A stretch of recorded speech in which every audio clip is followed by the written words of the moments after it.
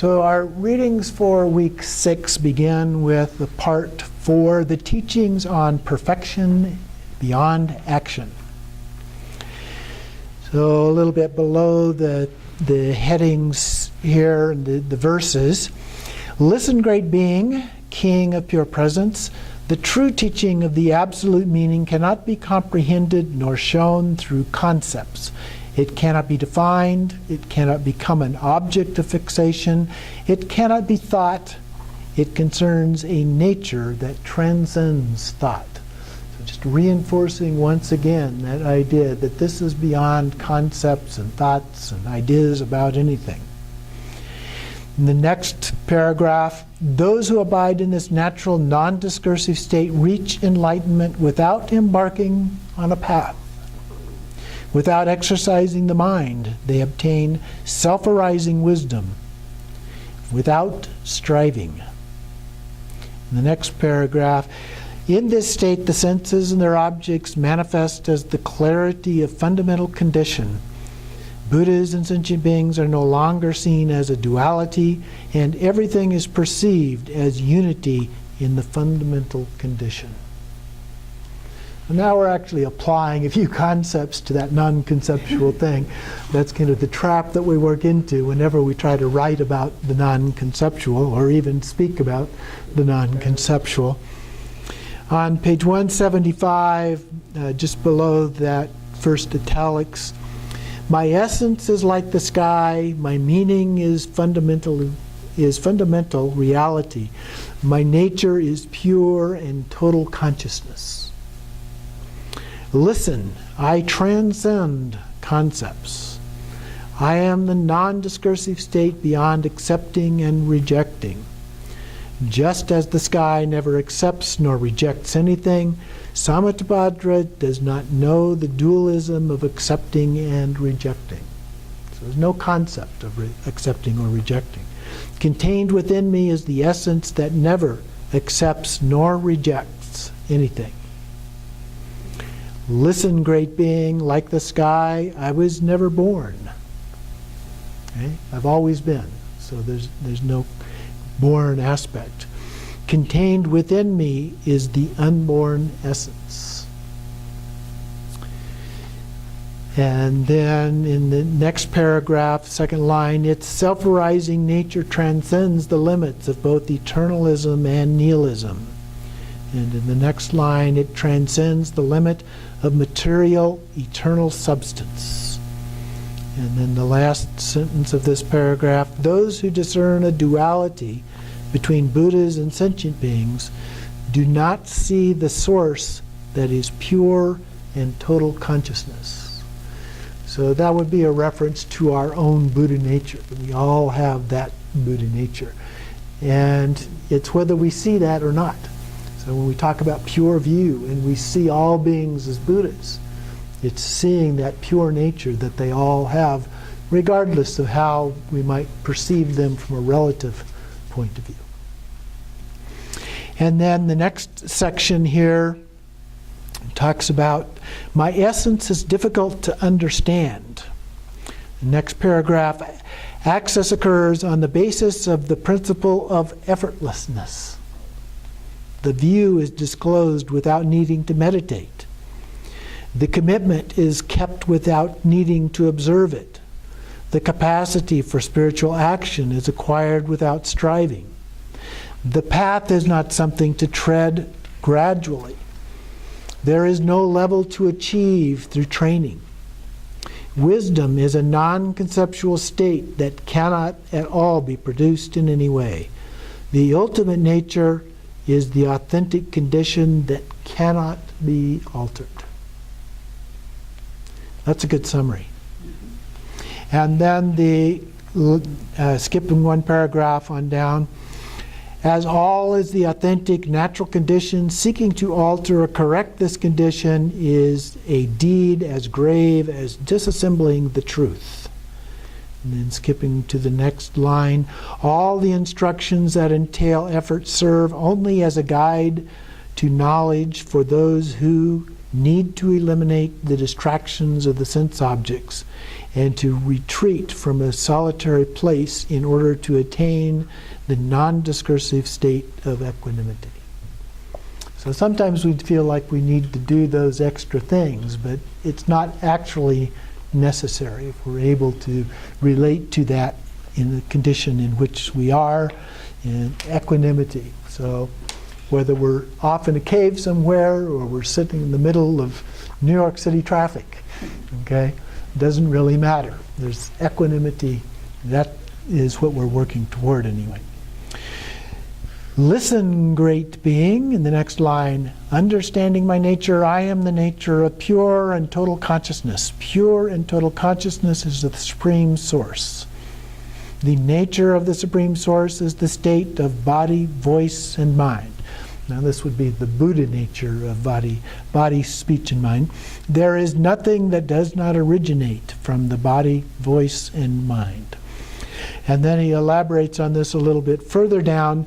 My body is the fundamental nature that manifests as the marvelous energy of Samattabhadra. My voice is the manifestation of sounds and words that bring about understanding of the fundamental nature.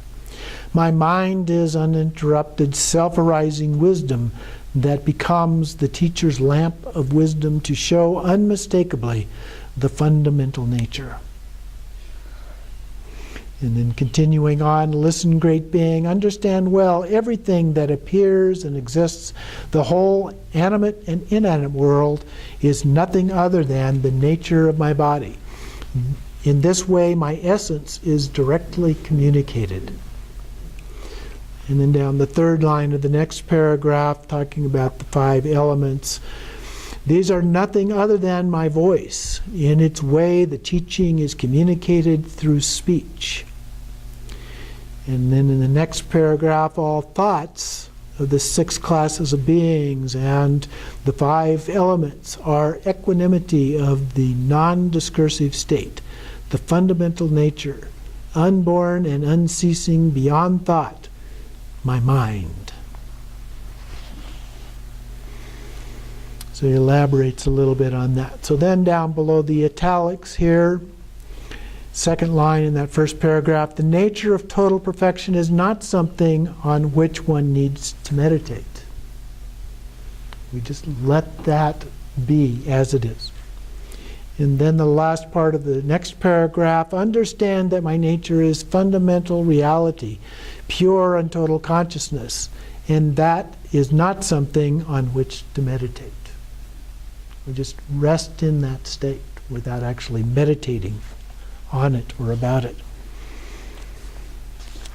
And moving on to the next page, about the middle of the next page, 178, the end of the paragraph, just above the middle maybe, about the middle of the page here. The true nature of mind has always been self-liberation.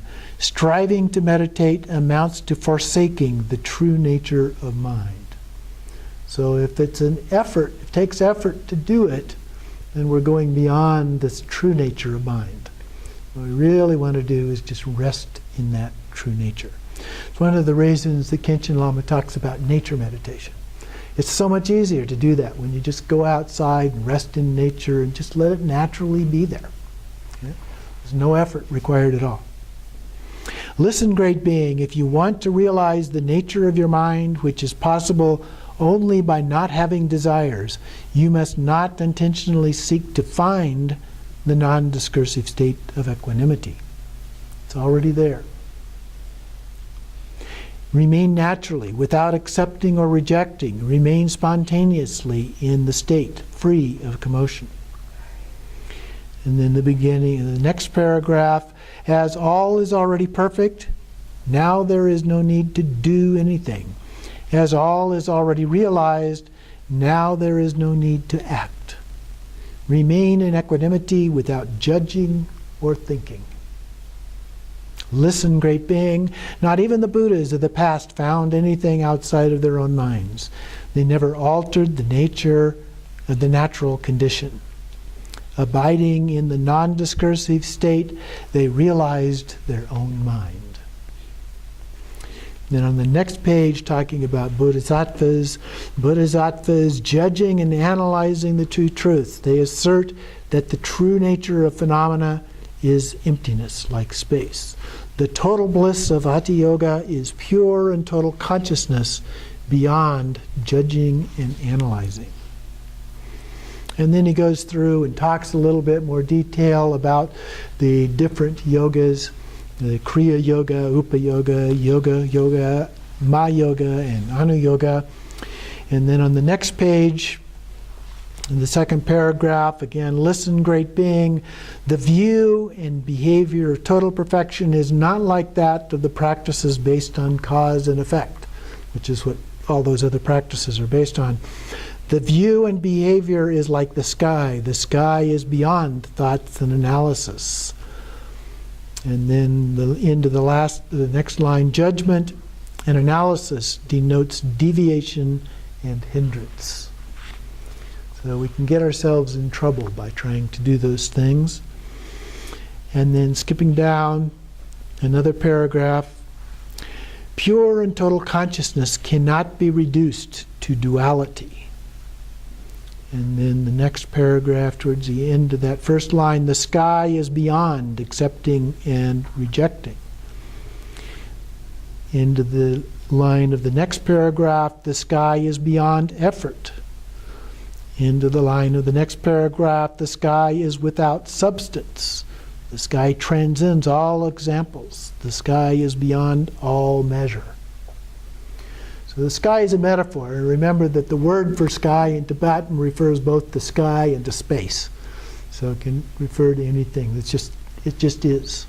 Okay? It has no dimensions, no place, no middle, no end, just is.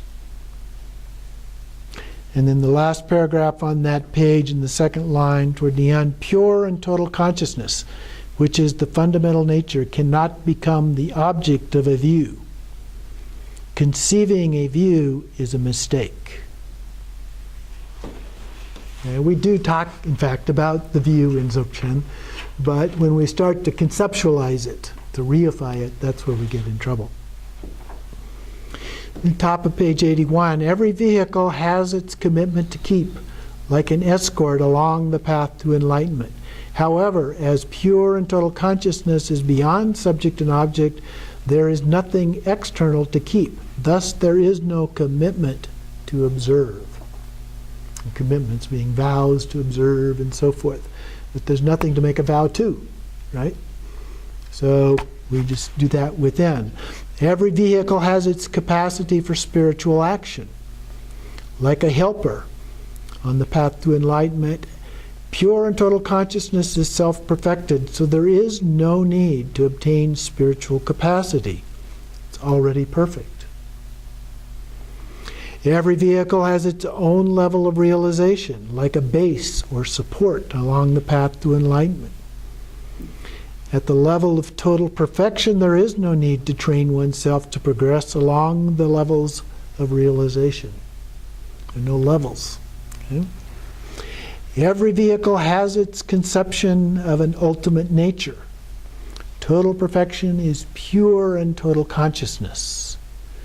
Fixing dualistically on the ultimate nature constitutes a mistake. So again, when we begin to think about it, that's where we get in trouble. It becomes conceptual. And then the next paragraph, self-arising wisdom of total perfection does not conceptualize an object without judging, without moving. It is primordial wisdom. Then below the italics there, listen, great being, I am supreme source, pure and total consciousness. Thus I am the fundamental essence of everything. In the next paragraph, from the condition of non-discursive equanimity, there arises the Dharmakaya that has no origin. From the condition of one's nature arises the Sambhogakaya of perfect enjoyment of the senses. From the total state of enlightenment of energy, there arises the Nirmanakaya that acts for the benefit of beings. And then the last sentence on the next paragraph, the Buddhas of the present act for the good of beings through the non-discursive state of the nature of mind, self-arising wisdom. So that really is, if you will, the source, is this self-arising wisdom. That is our true nature, the supreme source. Skipping one paragraph on down, as the self-arising wisdom of all beings of the three worlds cannot at all be blocked, that which is ordinarily perceived in the clarity of sense objects is unaltered, pure, and total consciousness. This is the true essence. Among all things existing in the animate and inanimate universe, there is not one single thing that has not been created by me, nor is there a cause that does not derive from me. Thus I am the essence of all, and nothing surpasses me. So this is the essence of all the things that manifest in our mind. Okay? So we're not talking about physical relative manifestations, but an ultimate nature. So the way we experience things, like in the Khorde Rushen, we talk over and over again about experience of things being in our mind. Okay? The essence of all of this is the ability to do that. That is the source. The ability to do that. And then we have some other questions and answers here with Sattvavajra. So he asks some questions, and then the Supreme Source responds in the second paragraph below the italics here. Listen, great being, all the phenomena that spring forth from the pure and total consciousness are a manifestation of the fundamental nature. This nature is single in its essence, yet it manifests in the five sense objects. So it's really just one thing, but it manifests in many different forms. When desire and aversion arise, Shravakas deem the five sense objects to be the cause of the passions and of suffering. Consequently, they try to eliminate them, even though precisely these five natural objects are self-arising wisdom. Okay, so there's really no need to do that. When the five objects manifest due to desire and aversion, Pratyeka Buddhas deem them to be the cause of samsara. Consequently, they try to eliminate them, even though in reality precisely these are self-arising wisdom. When the five objects manifest due to desire and aversion, Bodhisattvas deem them the abode of attachment. Consequently, they try to purify them, even though in reality precisely these are self-arising wisdom. So it's repeating itself over and over, modified according to these different points of view. When the five objects of the single nature, natural condition manifest due to desire and aversion, followers of Kriya seem to deem they have to be empowered by means of spiritual energy. Consequently, they empower the outer and the inner to make them pure, even though in reality precisely these are self-arising wisdom. When the five objects manifest due to desire and aversion, followers of yoga deem them to be the cause of higher and lower states. Consequently, they act in terms of acceptance and rejection as regards to the fundamental nature. But self-arising wisdom cannot reject itself. When the five objects of the single natural condition manifest from the pure and total consciousness due to desire and aversion, followers of Mahayoga recognize that the five objects are body, voice, and mind, and they try to realize them by practicing. They try to attain that which already naturally exists. So, great being, beyond pure and total consciousness, no self-arising wisdom exists. Beyond samsara, no nirvana exists. Beyond the subject, who is the experiencer of existence, no ultimate nature exists. All is one in the natural condition just as it is. So seeking to alter it is a mistake. So on the next page we go into part 5 here, the teachings that establish knowledge. And moving down to the bottom part of the page below the italics here, listen, great being, Dharmakaya is pure and total consciousness. And then the end of that paragraph, enlightenment is not something other than consciousness. Sambhogakaya is pure and total consciousness. There is no other Sambhogakaya. Nirmanakaya is pure and total consciousness. There is nobody else that acts for the good of beings. At the top of the next page, all the Buddhas of the three times, too, are nothing other than pure and total consciousness. And then down below the italics in the middle of the page, from my three natures, there manifest the three teachers. Thus I teach the three kinds of teachings. Who are the teachers? The teacher that communicates the essence, the teacher that communicates the nature, the teacher that communicates through the meaning of words. And then it goes through a little bit of detail on that, but going down then to the very end of the page, where it elaborates a little bit more. Last paragraph. Now I will explain the three categories of disciples. As soon as they start on the path, disciples of Hatha Yoga, beyond effort, acquire certainty and abide on the level of enlightenment. The Vidyadhara and Bodhisattva disciples from the 1st to the 10th levels are still on the level of the path of meditation. The disciples who practice the mental aspiration and abide at the level of virtuous action are in accord with in order to extinguish the poisons of the passions. So 3 levels of teachers, 3 levels of disciples.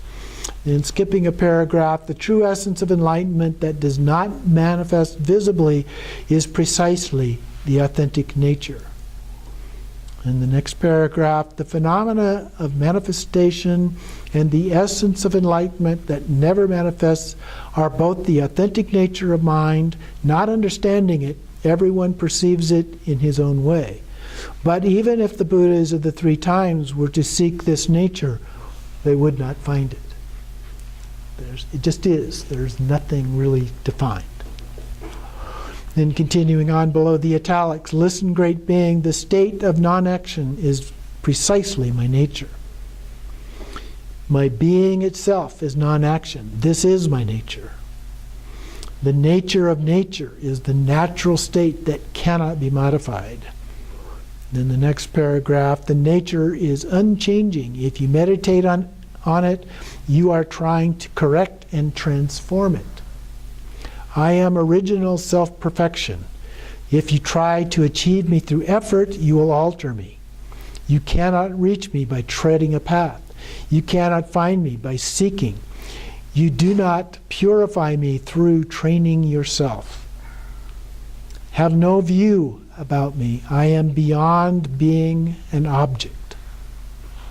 No thing. Top of the next page, the next paragraph there, all the phenomena conceived by the mind are only my nature. Whoever seeks to reject or block them will not encounter me.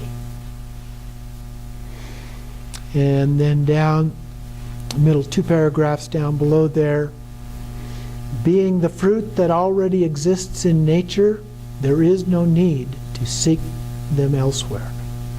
Being the natural condition itself, there is no need whatever to meditate.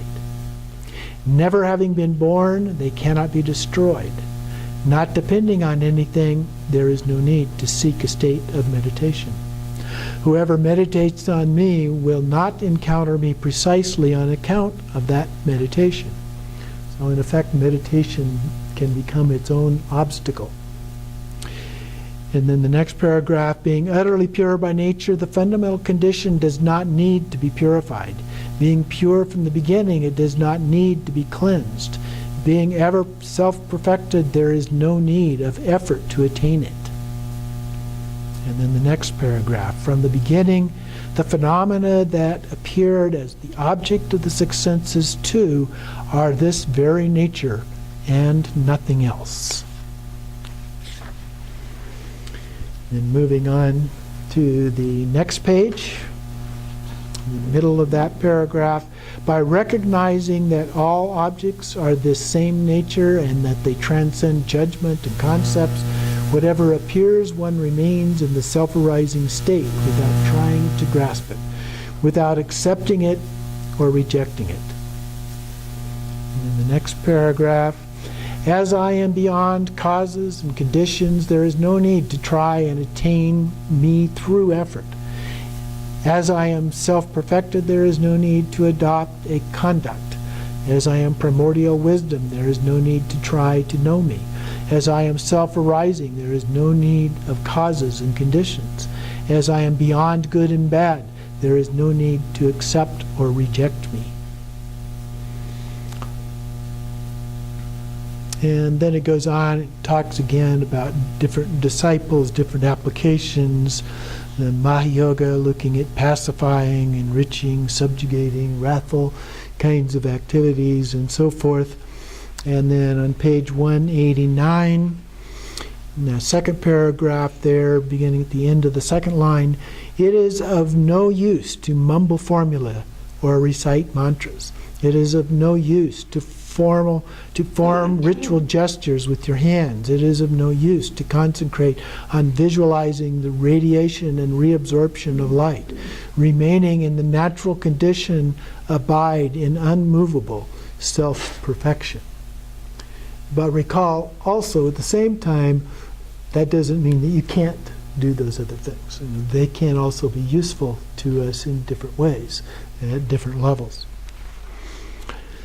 So I'm talking about this authentic condition beyond effort, a couple paragraphs down. Whoever is in the natural state just as it is realizes the true meaning that cannot be altered. And then moving on to page 190. Top of the page, the essential condition is not the goal of a path. In the middle of the next paragraph, there is no longer any need to train oneself. There is no need to train oneself to attain a level of stability. And then down the third paragraph below that, listen, great being, this is the meaning of there is no view on which to meditate. As the root of existence does not lie outside oneself, it is not possible for a subject to take itself as an object. Consequently, there cannot be an object that is not oneself. Thus, there is no view on which to meditate. Okay. Now, actually, you can meditate on consciousness. You can turn it into an object, but you have to be careful about doing that because then it becomes an object. Okay? This is the meaning of there is no commitment to keep. Commitment. Even if one tries to curb one's mind, it cannot be blocked. As it is self-arising wisdom, there is no need to protect it. And then it goes on to talk about no spiritual action, no path. There is no path that consciousness has to tread to reach itself. This is the meaning. There is no level of realization to attain by training. To attain the level of pure and total consciousness by training, they alter it and do not realize it. This is the meaning of there is no wisdom to objectify. Any object is self-arising wisdom. Wisdom cannot have itself as an object, and so forth. So then on 191, below the italics, listen, great being, I, the Supreme Source, abide in everybody as the essence of enlightenment. The nature of pure and total consciousness is the palace of the ultimate dimension of reality. And down a few lines, beyond the limits of joining or separating, so it is not to be deemed a goal to reach. This then is the abode of the universal level. Toward the end of this next paragraph, there is no fruit that can be the result of a practice. And it goes on through each of these different descriptions of how they're normally perceived in meditation. So we'll skip all of that and go on to the next section, section 6, the concluding teachings. And there were a few things there, going to page 194, about the middle of the page, or just below the middle of the page, meditating on the view. This contemplation does not lead to the equanimity of the state free of concepts. Keeping a commitment, one does not find the equanimity of the non-conceptual state. Training to progress, skipping a paragraph, training to progress along the levels of realization is far from the equanimity of the state free of concepts. Seeking to understand the ultimate nature of existence is far from the equanimity of the state free of concepts. Seeking to clarify wisdom is far from the equanimity of the non-conceptual state. Listen, great being, meditation based on desire, however clear it may be, does not bring about realization of happiness free of desires. The total bliss of non-action is realized through the non-conceptual state and the absence of desire. Not meditating conceptually and not accumulating karmic tendencies, self-arising wisdom is not subject to the power of karma. Self-arising wisdom, the essence of Dharmakaya, is not realized through effort, but conversely by just remaining in the natural condition. In reality, enlightenment itself is only a name. Enlightenment is a characteristic of the provisional teachings, not the definitive ones. So when we start to label it, that becomes provisional. Okay? Continuing on here. Listen, great being, if you want to realize all the dharmas, do not base yourself on the desire to obtain. Desire becomes an obstacle. The mind that kindles desire makes one lose everything instead of obtaining. It is realized by just remaining in the natural condition, free of concepts. Give up all meditations based on desire. Being without desires, one obtains everything. And then skipping down a couple of paragraphs, toward the end of that second paragraph, conversely, not grasping anything, one obtains all happiness, because happiness is the true natural condition. Innate happiness. The second line of the next paragraph, it is pure bliss, utterly without desire or the idea of grasping anything. And going on to the next page, 196, down a couple paragraphs. Listen, great being, do not turn what is one into two. Happiness and suffering are one in the state of enlightenment. They just are. Buddhas and sentient beings are one in the nature of mind. All that exists in the animate and inanimate world is one of the fundamental nature. Truth and falsehood, too, are one in the fundamental nature. Do not accept happiness. Do not reject suffering. Remain in the natural condition and you will attain everything. Although there's also nothing to attain, right? We say don't reject, but also don't accept. Getting attached to happiness is suffering. So again, we can get in a trap there. Then let's see, let's go on to the next page, about the middle, a little above the middle. Third paragraph below the italics there. The second part of that paragraph, I remain in the condition of equanimity. I teach nothing else apart from this condition of equanimity. This supreme equanimity, whose nature is total purity, is the unchanging condition beyond all attachments. It transcends the dualistic object and any position of the mind. If moved beyond desire, one seeks to obtain it as if it were something concrete. One falls into attachment and does not find the non-conceptual state of equanimity. And we talk about the four immeasurables, and of course the last one is equanimity. But in each of those four immeasurables, there's two levels. There's a provisional level and there's an ultimate level of talking about it. And here is what he's talking about, is that ultimate level of equanimity.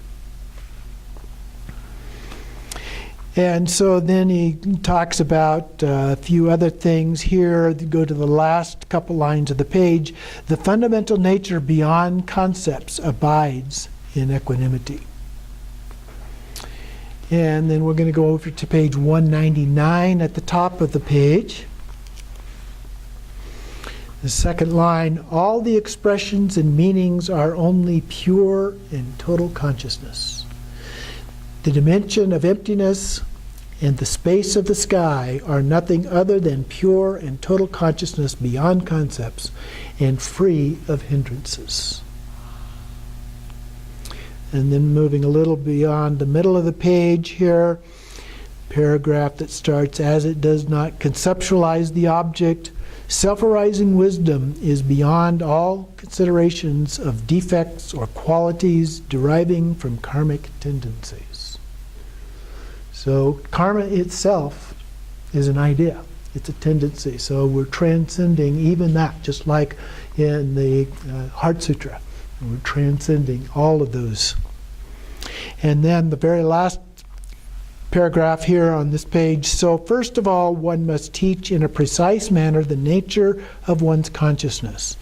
Once it has been communicated, one encounters the infallible path that transcends seeking, and from the very first moment, one is on the level which does not entail effort. The path beyond seeking, the state where there is no longer any meditation, stability in happiness that transcends all effort. That's that innate happiness. There is no longer, a couple lines down in the next paragraph, there is no longer need to cultivate good intention or to follow a gradual path. No need to train oneself to achieve the levels of realization or to meditate on the view. No need to strive to observe rules and discipline strictly. Great being, teach all of this. So below the italics in the second line, all phenomena are one in the true nature. And down about 5 or 6 more lines, the world of desire, tied to passion, is the supreme source. The world of form, tied to pride, is the supreme source. The formless world, tied to the mental body, is the supreme source. The Buddhas of the past are the supreme source. The Buddhas of the present are the supreme source. The Buddhas of the future are the supreme source. The practitioners of the 4 yogas are the supreme source. The whole animate and inanimate universe is the supreme source.